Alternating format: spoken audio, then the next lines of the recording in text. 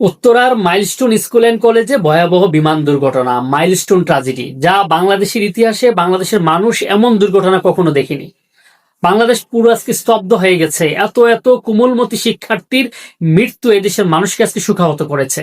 যেই পরিবারগুলো তাদের সন্তান হারিয়েছে, তাদেরকে সান্ত্বনা দেওয়ার ভাষা আমাদের নেই। আমরা দোয়া করি আল্লাহ যেন তাদেরকে জান্নাত দান করে এবং তাদের অভিভাবকদেরকে দুঃখ সইবার তৌফিক আল্লাহ দান করুক।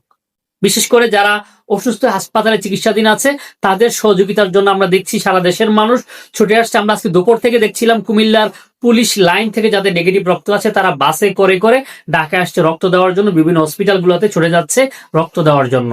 শুধু তাই না, আমরা আজকে সন্ধ্যা থেকে দেখছি বিভিন্ন রাজনৈতিক দলের নেতা কর্মীরা আসলে ছুটে আসছে।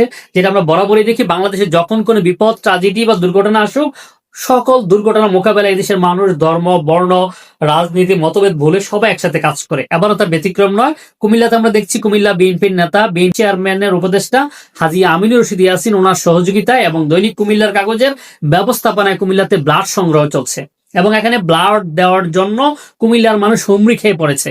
কুমিল্লার মানুষ মানুষের বিপদে পাশে দাঁড়াতে জানে। তারা আজকে সন্ধ্যা থেকে ব্লাড দিচ্ছে এবং যারা যারা ব্লাড দিতে চান, আমি স্ক্রিনে নাম্বার দিয়ে রেখেছি, আপনারা যোগাযোগ করে ব্লাড দিবেন।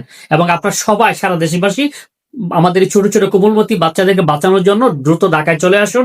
এছাড়া আমরা মুদ্রা উল্টা ভিডিও দেখেছি। আজকে আমরা দেখেছি অনেক রাজনীতিবিদরা আছেন, অনেক বড় বড় দলের নেতারা আছেন যারা চিকিৎসা কার্যক্রম বাধাগ্রস্ত করেছেন, যারা আসলে রোগীদেরকে দেখতে যাওয়ার নাম করে আসলে তারা মানুষকে ক্ষতিগ্রস্ত করেছেন। আমার কথা হচ্ছে, রাজনীতিটা আপনারা আপাতত বন্ধ রাখুন। রাজনীতি পরে আগে আপনার দোয়া করুন, আপনারা আপনাদের অবস্থান থেকে সহযোগিতা করুন, হসপিটালে গিয়ে ভিড় না করে। ভিডিওটি যে যেখান থেকে দেখছেন দ্রুত শেয়ার করে সবাইকে দেখার সুযোগ করে দিন এবং ব্লাড দেওয়ার জন্য স্ক্রিনে দেওয়া নাম্বারে যোগাযোগ করুন। আল্লাহ হাফেজ।